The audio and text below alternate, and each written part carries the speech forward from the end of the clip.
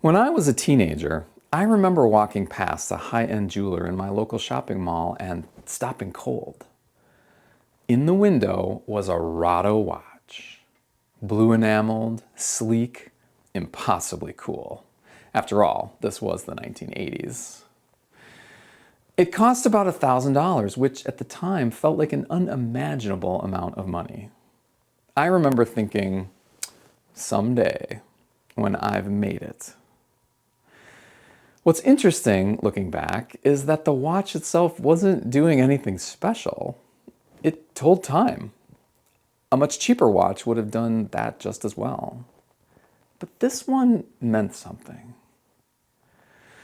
For a long time, that watch occupied far more space in my mind than it ever deserved. I thought about it more than I'd like to admit.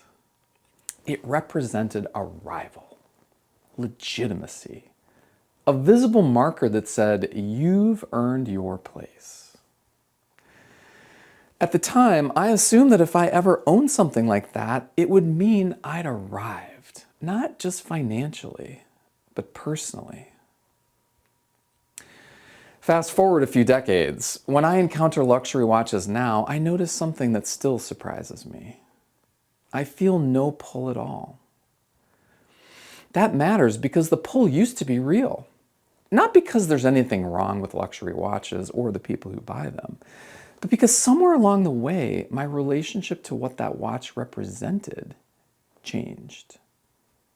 It took me a while to understand why. The watch was never really the object of desire. It was a signal. What I wanted wasn't the watch itself. It was what the watch seemed to promise. Autonomy, stability, the sense that I was living life on my own terms. But those things didn't come from an object.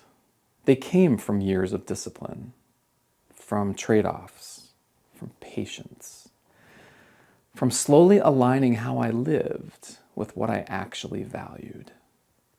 The watch couldn't produce any of that. It could only advertise it. Once I understood the difference between a signal and its source, the spell started to break. For a long time, I thought that realization applied mostly to consumer things. Watches, cars, maybe even job titles. It took me much longer to notice that I was making the same mistake at work. In healthcare, we have our own signals. We admire people who stay late, who save the day, who pull things off despite broken processes, missing resources, or impossible timelines. And to be clear, admiration is not the problem. Medicine is hard. The work matters. And there are moments when stepping forward is exactly what the situation requires. When I was a fellow, my mentor, who later became my partner, and I were waiting one evening for an operating room to open so we could take care of an urgent inpatient case. While we were waiting, we got a call from another hospital across town. They were struggling to intubate a newborn with Pierre Robin sequence who couldn't breathe. We ran to the parking ramp, jumped in the car, and called ahead to make sure the right equipment would be waiting. When we arrived, the team was ready. My mentor placed the tube within minutes, and then we left just as quickly as we'd arrived. As we walked back to the car, he joked, "The only thing we forgot to request were the capes." That moment wasn't about status. That was trained competence meeting uncertainty, exactly what medicine sometimes demands. Those moments will always belong in healthcare.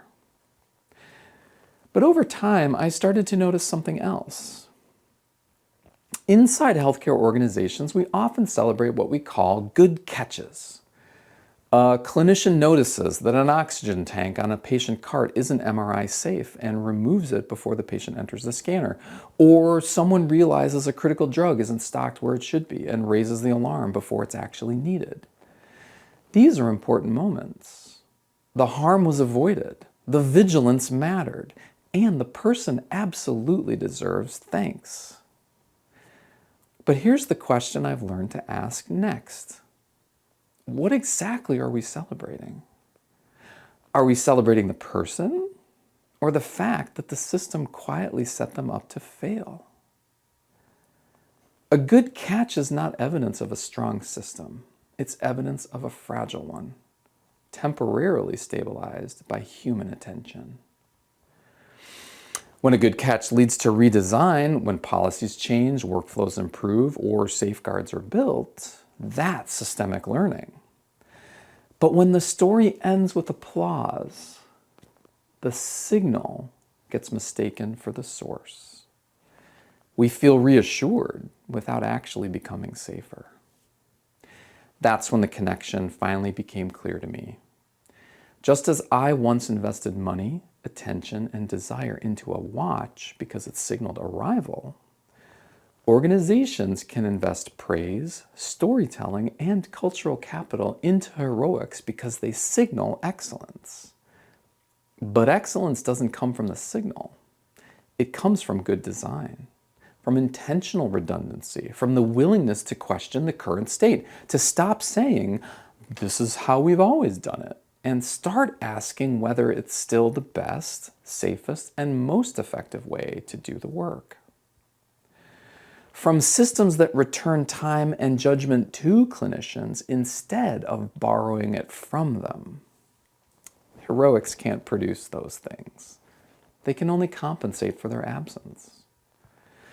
The problem isn't heroism. The problem is confusing the signal for the thing we actually are trying to achieve. When we do that, we feel virtuous without becoming better. We celebrate effort while postponing or skipping improvement altogether. Over time, I came to see that maturity, personal and organizational, looks like this. When someone saves the day, we thank them. We honor the effort, and then we ask a harder question. What does the system owe them in return? Because the real obligation isn't more admiration. It's a future where delivering excellent care doesn't require extraordinary effort. Not long ago, I came across an advertisement for a $30,000 luxury watch.